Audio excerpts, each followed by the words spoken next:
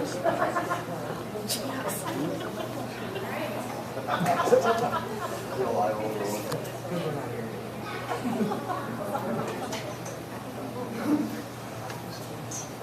evening, everyone. Thank you for coming. This is our community meeting, and it's 7:05. And with that, I'd like to introduce Jim Milpon, the superintendent, and call this meeting to order.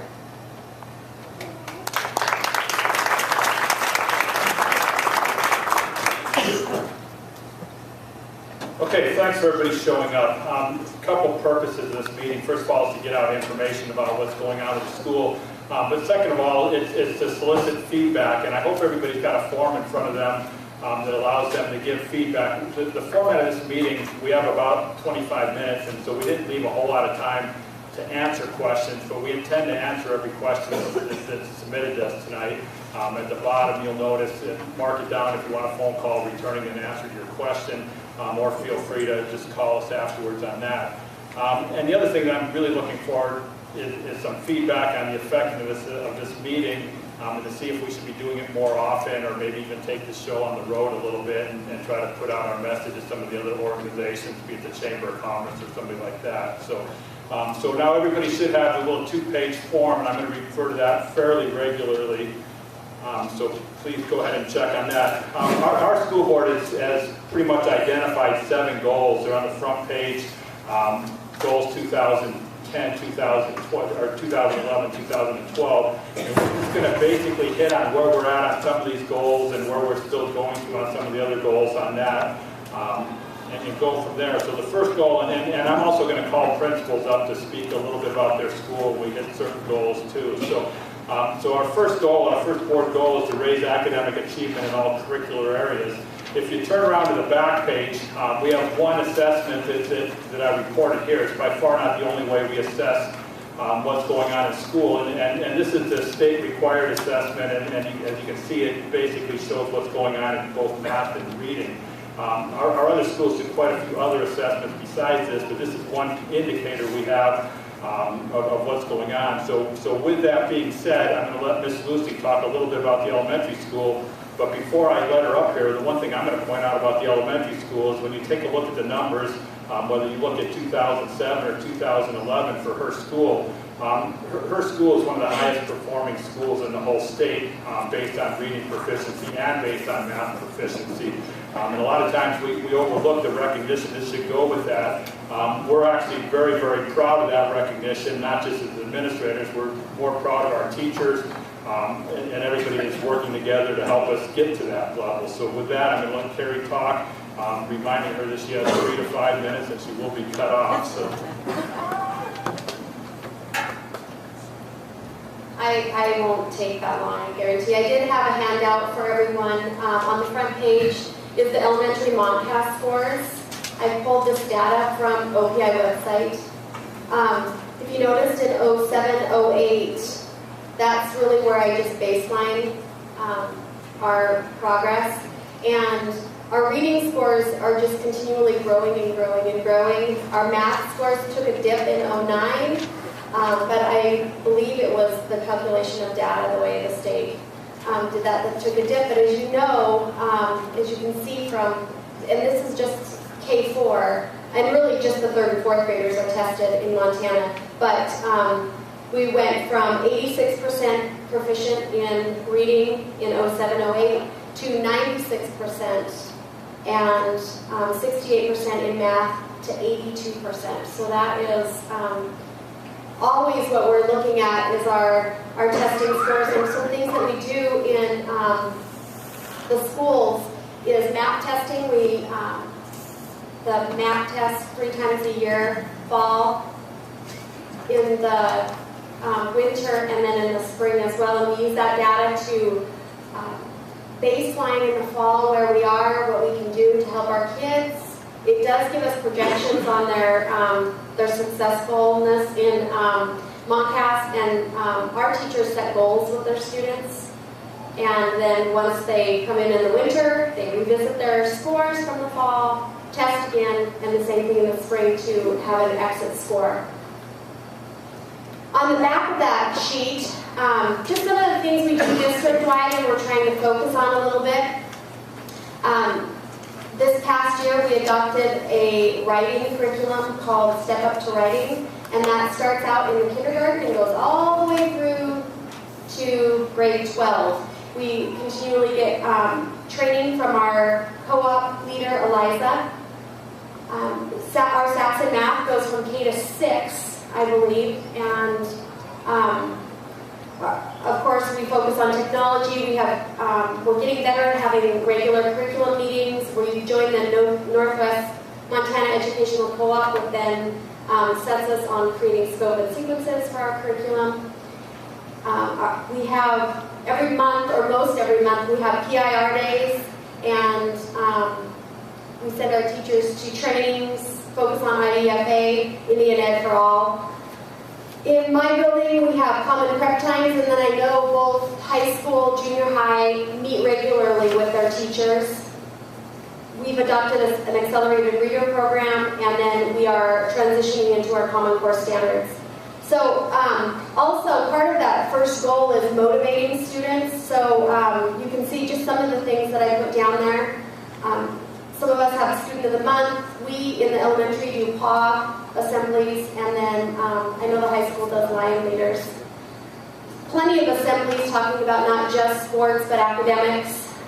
Make sure we get as much recognition to our students, whether it be reader boards in the paper or assemblies. We always feed our students, so we do have a breakfast program that everyone is welcome to for free, and then the middle school and high school are feeding their children special breakfast before the MONCAS tests, and then just recognizing those students who have excelled in their academics with incentives and honor roll. So, thank you very much.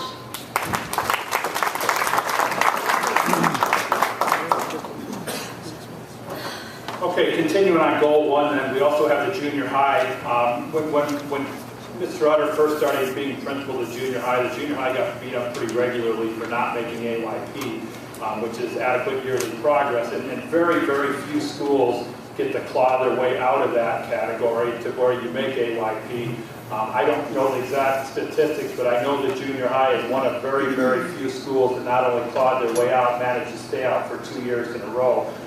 Remembering that the bar for AYP keeps going up and up, you know, our improvement in the junior high, we think is probably about unprecedented on that. And please, if you have more questions on that, make sure to direct them someday to Mr. Utter on that. One of the other things that we're doing for academics then for the junior high is we just became a member of Montana Gear Up, which we can get more information out later too. But the purpose of Gear Up is against 7th graders right now, and it'll grow to 7th, 8th graders, and we'll keep following up until we have 7th through 12th graders doing it. But basically to better prepare students for college, we're really excited with some of the things that we can do because of Gear Up. We get college visits, but we also get increased tutoring. The big push is for increase in math and science, which is a great need for college-bound students. The high school, if you look at the high school report card, it's really easy to want to beat the high school up because they do not make AYP. I spend a lot of time beating the principal up because we don't make AYP, and we don't want to try to make excuses for not making AYP, but let me give you a couple statistics on that too. There are very few schools, I think you can count them on less than 2 hands and possibly on 1 hand, that are our size or bigger that makes AYP.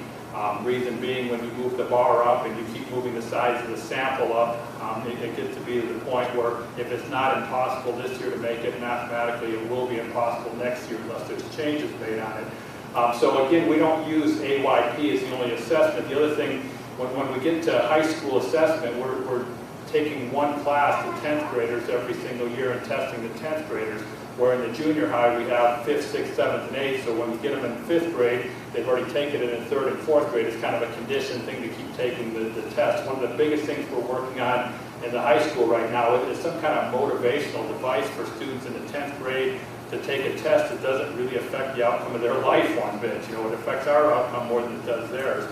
So with that being said, I'll do a short commercial for anybody who wants to help Mr. Graves cook pancakes on Tuesday morning and to try to feed our kids before the meeting. We're stealing that page from Mr. Utter. He feeds his kids. Their scores go up. Hey, we'll try anything. So we are working on motivation for the test as being the number one thing. We truly don't believe that what's this year, 50% of our math students are not proficient in math. We truly don't believe that. We believe that when we assess them, we can't prove that 50% is greater than that. Some of the other assessments we use, we're well above the state mean for our ACT test scores that go mostly to juniors and seniors. And I'll tell you right now, I can see I'm going to get the gong for time real quick because we're not going to make it. But one of the things that we're going to lead the state on this year, I will guarantee this year that our ACT scores will go down for next year. Guarantee our ACT scores will go down. And it's real easy to sit here and say, well, so what's the school doing, making our kids dumber, you know, and stuff? I don't think so. What's going to happen this year is we're one of the pilot schools to test giving all students the ACT test. And if you stop and think about the two groups we test, last year we tested college-bound juniors and seniors. This year we're testing all juniors.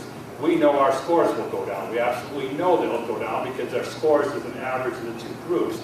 But what this will show us is college preparedness of all of our students, and we're very excited to do it. Again, we're one of the pilot schools for doing it. We know it's going to be successful. We know everybody in the state is going to be doing it next year or the year after, and we're pushing to use that as our assessment instead of the MONCAS assessment, only because of the fact that now some students have a reason to take that test, and that is that's the college entrance exam. So it makes a lot of sense, and it's good, I guess, foresight on both our Gear Up program who's pushing this and our high school principal who's also pushing that. The other thing that we do, again, and I don't have the statistics for this because I knew this was an introduction type meeting, and we'd be happy to talk about this later. We do track our college students, you know, and stuff to see if Lincoln County High School education prepares them from college. And we have data that we could share with anybody who wanted to come in and visit on that, either through our guidance counselor or through our high school principal. I'll be honest, I track, you know, certain kids. I mean, there was a couple years ago a big controversy whether we give up too many 4.0s, so we took that group, tracked it through college. I didn't get this semester grades, but last time I checked, that group of 6 kids with 4.0s, there were only 2 Bs among the group in college so far after the end of their freshman year. So we were pretty pleased with our informal assessments on that one too. Of course, one of them, when they got home from college, would have gotten beat if you didn't get good grades because you lived in the house, you know, and stuff. But you know, and so we do keep track of those. So again, sorry that some of it seems a little rushed. We are trying to format this a half hour, and one of the reasons we're trying to do that is to see if we can, again, take this show on the road to kind of brag about what our school is doing, but also to get more input on what our schools should be doing. So goal number 2 then is to hire and retain the best qualified employee for all positions. Again, just a couple points that I want to point out on that goal. That could be subjective. I mean, we can all sit here and try to decide if Trevor's the best principal for that job or if a teacher's the best person for that way. But we do have a pretty decent evaluation program that we've worked real hard with the union on making it better and better for the teachers all the time. That instead of just, you know, saying, yeah, you're a good teacher, or no, you're not a good teacher, giving lots more areas for improvement in that. So one of the things we've done is implement this evaluation program, and just to brag it up a little, and I know it's not administrative, it's as much teachers that have developed this. It's a program that's being copied by quite a few other schools, and we're doing is spending a fair bit of time in servicing other schools on how this thing works. One of the other things that we're really proud of as far as hiring and retaining is with declining enrollment and the smaller and smaller staff, it gets harder and harder to have certified teachers in every single position, and for that. And so for accreditation standards, I keep warning everybody that we're going to get to that point where somebody's teaching out of their assigned area. I thought it was going to be 3 years ago, and we had one class that we had to juggle a few people because of the certification this year, but it was one class for part of one semester, so we still score very high in the accreditation status for the state. Our mentoring program for beginning career teachers, where we match them up with a later in their career teacher, has been commented by early career teachers is great. And once we hire somebody, we want to keep them around, you know, and stuff, and that's been good. But the other thing that we really take pride in for this hiring and retaining the most highly qualified teachers and other staff is our professional development program. The state mandates 18 hours of professional development per year. We're at least 2 times that, possibly 3 times that, because of what our calendar committee did a couple of years ago to free up all these different PIR days. So we struggle now with getting all the content we want into our days. Most schools have 3 days, And I believe our calendar had 7 days this year. They've been all filled up since day one, and we could easily go with 12 days or more on that, which is a tribute to our teaching staff that really desires this and keeps pushing us for more higher quality professional development all the time. Goal 3, upgrade facilities and utilities while reducing the general fund support of each. This one's been huge. I mean, this is more a financial thing than a student thing, but it directly impacts students, because when we can make a financial savings in one area, we can turn around and make it a student, asset in another area. A couple of our programs that we've done that have been fairly obvious. If you read the newspaper for the first 3 years that I was here, you'd hear a lot of whining about the biomass plant because we thought we built a white elephant. We couldn't get it to work. It took forever. I'd like to announce right now, since it's close to the end of the heating season, and I think I can get away with this. I always tell the board I'm not going to brag about the biomass plant because it breaks the next day. But we've made it 2 years running right now with over 90% of our heat coming out of that building. And so the question is, then why isn't it 100%? Well, this building was only designed for 90% because there's some days that it's really too cold to get 100% of the heat out of it. And everything. So we're hitting 100% efficiency of our biomass plant. What does that mean? It means about $100,000 in the budget every year. That's exactly what it means. And at a time where we're losing over $100,000 a year across the district because of declining enrollment, saving $100,000 is huge, absolutely huge on that. We hope that it continues working that way, especially when you see the price of oil going up and heating fuel and everything else. That's huge. We finally completed our windows and heaters project. We're waiting for one more set of controls to have it completely finalized, which is really about a 3-year project. Again, the purpose of that whole thing, one was to upgrade our facilities, but two was to look down the road to try to save money. We don't have an exact amount of money. It's real hard to tell what that exact amount is while we're heating with a different fuel and we're spending less money. Is it all because of the windows and the heaters? No, but it's not hurting us. This is the first year I can remember since I've been here where I didn't have to be a heating and cooling expert, and I spent a fair bit of my winter going around and I guess trying to suck up to the teachers that had 30-degree rooms next to the 90-degree teachers and stuff. I mean, we still have a little bit, but we've got that down. The quote that we use for securing one of the grants is there was a day a couple years ago in the junior high where we froze pipes and melted crayons on the same day. We didn't have one of those this winter. Maybe it wasn't cold enough to freeze the pipes, but we didn't melt any crayons either. One of the things that we're currently doing, which will relate back to this, and it's one of those things that's not going to get the kind of press that a biomass plant does or things like that, is we're in the process, and we'll actually transfer the money tonight, I hope, if I can convince the board it's the right thing to do, of making a multi-district agreement between our elementary district and our high school district. And it does a couple things. First of all, it allows us to secure about $50,000 on a 1-year time to put into our maintenance and facilities for next year, which I think everybody out there knows. If I have $50,000 right now and Rob's sitting there with the camera recording everything I say, we know where that $50,000 is going to go if we can secure some extra money that way. I'll talk about it later, but we have technology infrastructure issues big time right now. But this multi-district agreement also will allow us to more efficiently manage the maintenance and operation of our school district, because every single thing we do isn't going to be a high school thing or an elementary thing. The best example I give out is the high school pays the parking lot every year so the elementary buses can drive in and park there, and stuff. We spend a lot of time trying to balance out those things, and by making this multi-district agreement, it's going to make the efficiency of our district a whole lot more. It's also going to give us the ability to save some money and save some money for next year. And again, I know this one's always big, and it will not raise taxes one bit. It actually could down the road help find some tax relief that way. Oh man, I'm running short on time. Okay, so heightened participation in extracurriculars. We believe that increased participation makes better students and citizens. Bottom line, that's our philosophy on that. A couple of things we've done. Joel is going to talk in the high school, so I'll leave that go. But we've added a couple other things. I mean, the high school a lot of times will be the keynote things for extracurricular activities, because you can read about basketball, volleyball, football scores all the time. But we're in the process of redoing an after-school program in the junior high that's not centered around athletics. It's centered around academics. And we're starting it this year, but you'll see it get a whole lot bigger next year. This year, the 7th graders are doing academic things after school. We're going to grow that even bigger. We also have an extended school day in the elementary school that's gone from a play philosophy to an academic philosophy. It stresses, I know it stresses technology things and it stresses reading. So those two things have been huge as extracurricular activities that sometimes go under the radar. So with that, I'll let Mr. Gray speak a little bit about the high school writing participation.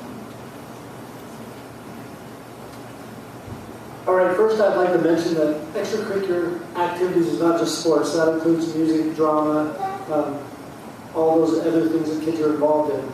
And the reason why, I think it's important for people to understand why we feel it's important at school, because, I've heard comments more than once that, sports should be more important than school. And I couldn't disagree more that it is important. Sports, music, drama, all those things are important. And I guess I can prove that when I go through the students list. But the reasons why I think it's important is because I believe it promotes strong academic achievement. Not only do you have a parent now that's concerned about your child's grades, but you have a coach or an activity or teammates that count on this person, and they are also encouraging them to do well in their school. Also, if you look at employers across the country today, one of the biggest things they're looking for are team players, people that can work, in a group, and they're self-driven, motivated people with a strong work ethic. And those are things you learn in extracurricular activities, whatever kind they are. I'm going to show you an example, and the board had this reported to them earlier this year, but the Army National Guard awards schools in each classification. In Montana, we have AA, A, B, and C. And so for Class B this year, they award 5 awards to the top 5 schools academically in each sport. And what they do is they calculate those teams' GPAs, essentially. And so just to run through our schools, the boys cross-country team was 4th in that list, and they had a 3.22 GPA. The girls cross-country team was also 4th. They had a 3.57 GPA. Our football team was 2nd out of Class B football teams, and they had a 3.41 GPA. Our volleyball girls, which were 3rd, had a 3.74 GPA. Those are outstanding GPAs for anything, but that's kids that are going to school and they're practicing at night.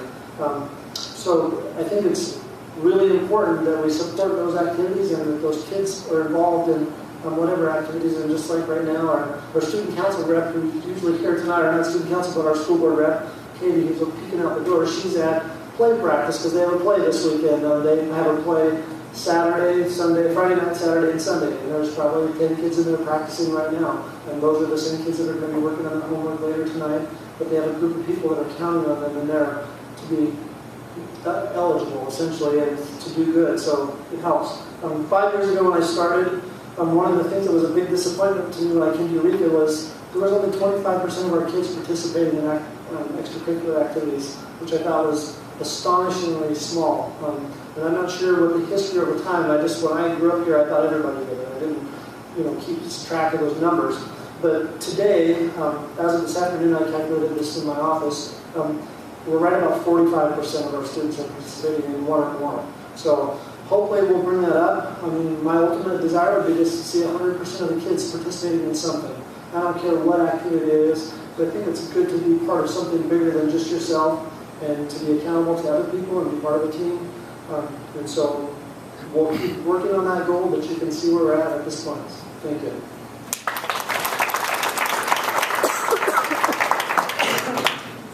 The next goal is to reduce distraction caused by behavioral issues. A couple things I could throw out. I could crank up some data that shows less tardies. I also could crank out some data that shows less expulsions. And I also could show you how bored to death our drug dogs are getting, which are all good things to reduce distraction. But our philosophy, and I believe the teachers and even the students would buy into this, is our school is the safest place probably for students to be most of the day. We're actually proud of our safety record at our school and our lack of things. Just a real quick story. When I first moved to town 5 years ago, the then mayor came into my office, and I thought, this is a welcome to school type of thing, thanks, stuff. But he came in to tell me that it was my job to educate kids, but stay the heck out of his crime scenes, which he referred to our school as the crime scene. we haven't had the school being a crime scene ever since then. And Trevor always tells the story that, you know, before we did something, we had a break-in every year.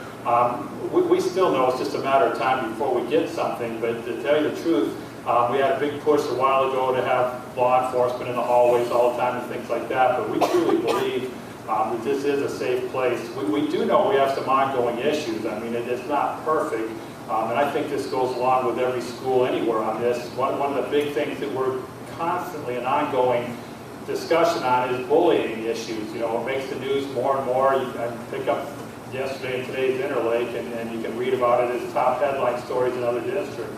One of the big things we're trying to improve, being one of the leading schools with technology, we're not in denial that cyberbullying goes on and everything, and we're looking now at policies that would help reduce that, prevent that, keep it out of the schools and everything.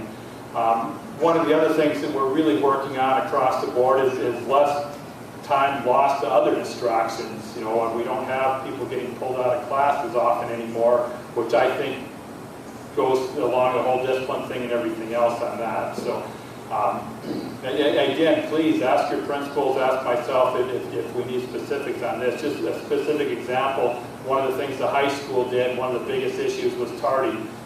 They have 5 minutes between class. I mean, you can crawl from one spot to the other, so why do you have tardies?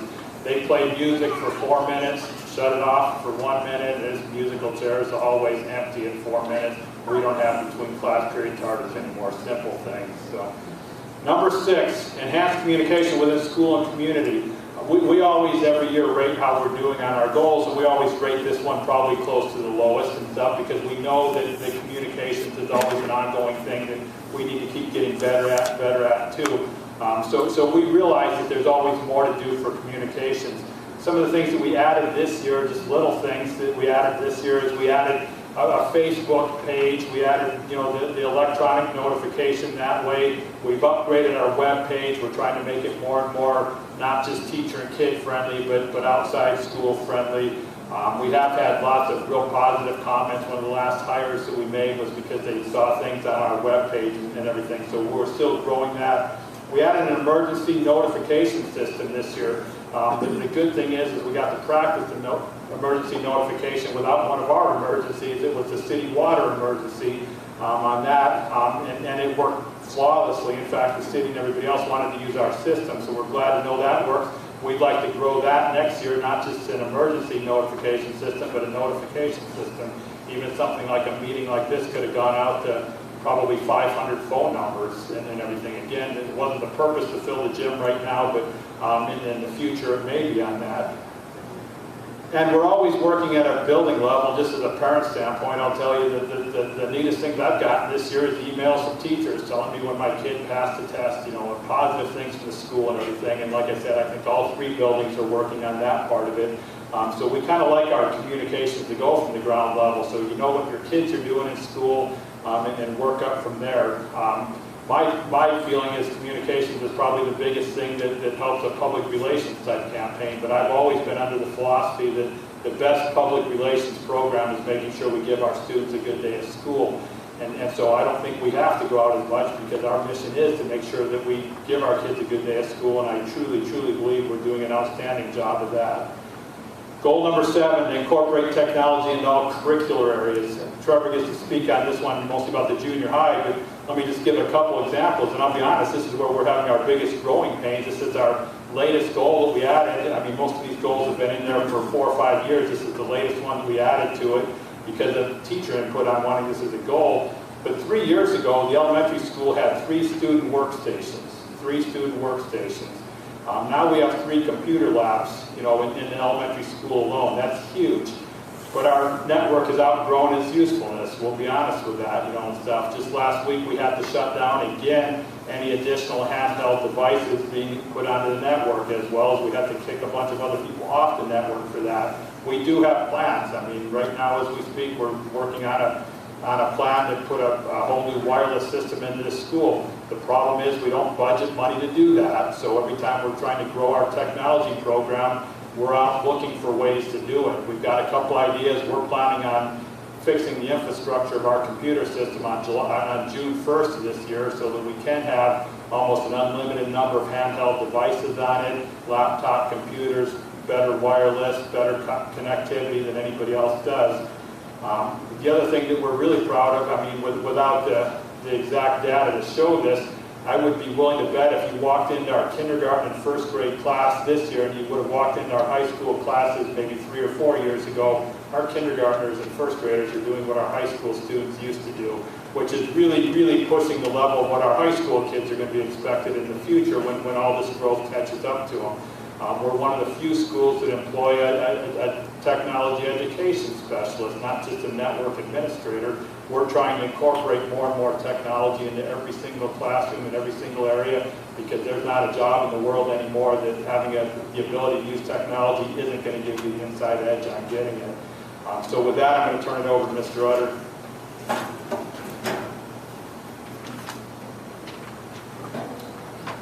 Okay, I just want to touch on a few things that the middle school is doing. I want to say first off that not just our middle school, but our district is amazing in technology. When I go to a conference, and every single conference that I go to, probably spend at least a half hour, 45 minutes, showing other principals, other teachers, here's what you can do with this, here's what you can do with this, this is what Google Docs is like, here's how you can do this thing for your students. And we're being led by our tech folks, our teachers are jumping on board, and I'm trying to keep up as an administrator. I am constantly trying to keep up. Mr. Meppel mentioned 3 years ago what the elementary had. 3 years ago we had a computer lab in the middle school with 20 computers, which was really nice because we used it quite a bit. Today we have a laptop lab with 20 computers. We have 2 stationary computer labs. We have 10 netbooks, which is a miniature laptop. We have 10 iPads on their way. We have 25 iTouches that we use, and that's where we're at right now in the middle school from 3 years ago. And so the integration that this goal is talking about, we're integrated. It'll never quit growing, but you can't walk into a classroom in the middle school without seeing technology all over the place.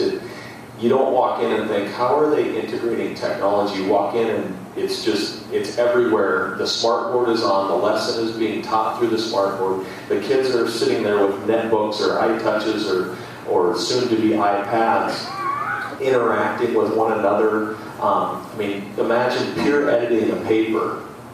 And the old school of peer editing a paper, you type out your paper and you bring it out and you read it and you highlight it.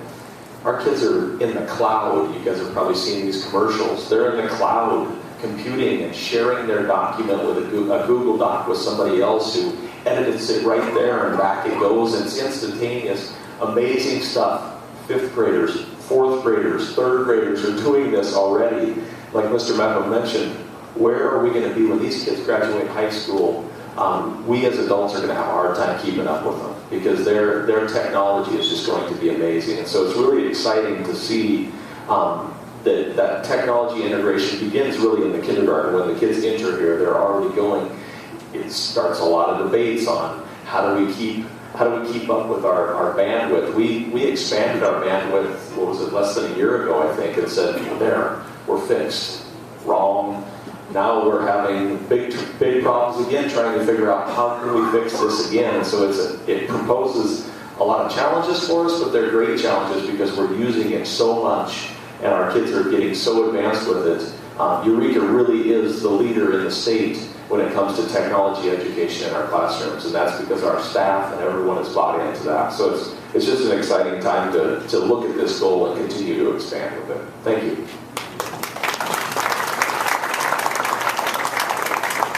With that, I'm going to close this section of the meeting on the goals and just go on to a little bit of closure for this meeting and see where we go from here. First of all, there's a group, I mean, we always talk about teachers and students and principals and our support staff and everybody else when it comes to making sure that our students are the best that they can. But I'm going to test you right now that one of the most important groups that doesn't get the recognition that everybody else gets is our school board up here. It seems to be the trend these days, if you read newspapers, to look in Big Fork and Kalispell and Ennis and places like that to beat up school boards. But I can attest that this board, under the leadership of Joan LaFrancois, in my 28 years in public education, it is one of the most effective and efficient and child-friendly school boards I've ever had the opportunity to work with.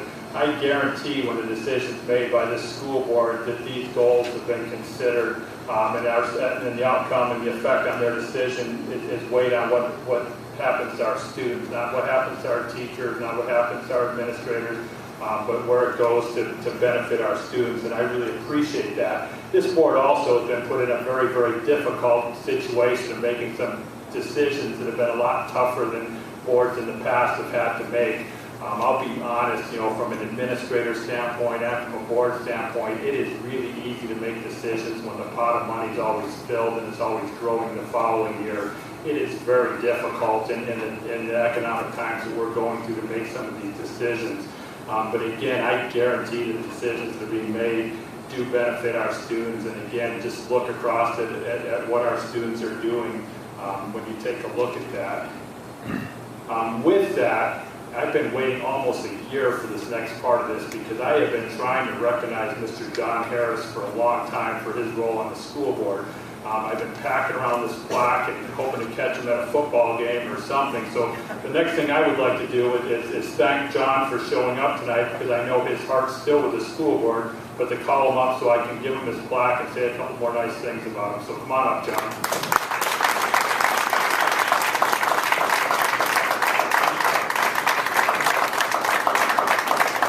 I'd like to personally thank Mr. Harris for his term on the school board, and he's not the person who's been on our board for 100 years and stuff like that, but he's probably the person that in the years that I've worked with school board that's held me the highest level of accountability of anybody that I've ever had the pleasure of working with and stuff. And sometimes I get nervous about that level of accountability, but it's good. It's good for the district. It's good for everybody. It's good for the rest of our board, because what John's level of accountability did was rub off on everybody else. And now, like I said, we have the hardest working, highest functioning school board that I've had the pleasure to work with. So I'd like to thank John for that. I'd like to thank him for setting the bar as high as he did, but I would also like to thank him for the endless hours that he put in helping us secure money and being project manager on some of the big programs that we had going on, whether it be getting the biomass plant more functional or putting windows and heaters in the school district. Again, most board members aren't going to volunteer 40, 50, 60 hours a week, and they're not expected to, but I really do appreciate the work that John did for that, and would like to present him with this plaque. And also tell John, just for his own thing, we did finally adopt the Common Core, and so there'll be a lot more curriculum changes in the future. Thank you for holding me.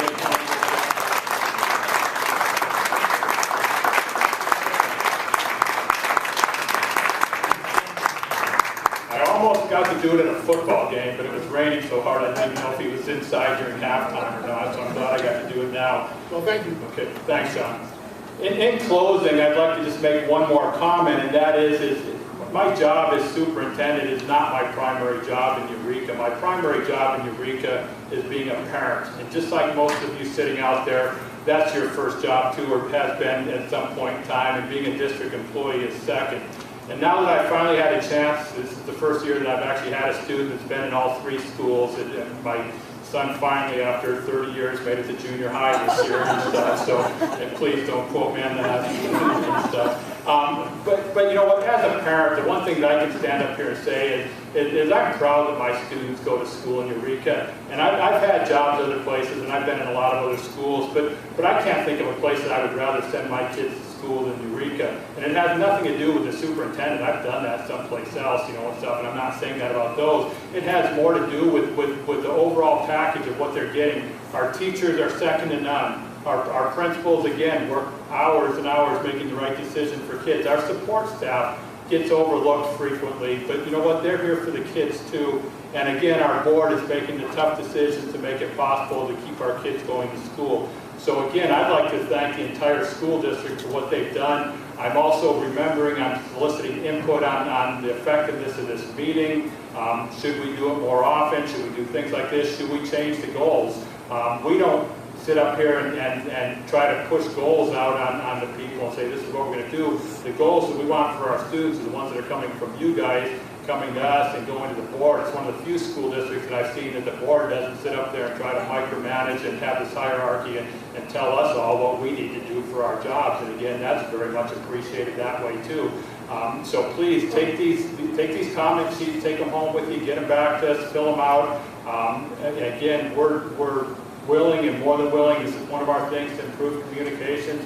We're more than willing to get on the phone, mark on the bottom there. If you want one of us to call you and discuss something, that would be great. But again, I'd like to thank everybody for the time. I'm sorry I went over by 50%. I guess I don't know if I'm making AYP or not, but I do appreciate you coming and taking time out. We are now going to, at this point, adjourn this meeting and re-adjourn in the library for the rest of the board meeting. Again, you're invited to come to the rest of the board meeting. But again, I do appreciate you for coming and listening to this part. And please get those comment sheets back, whether it's tonight or tomorrow or next week, and we'll take those seriously. So thanks for everybody.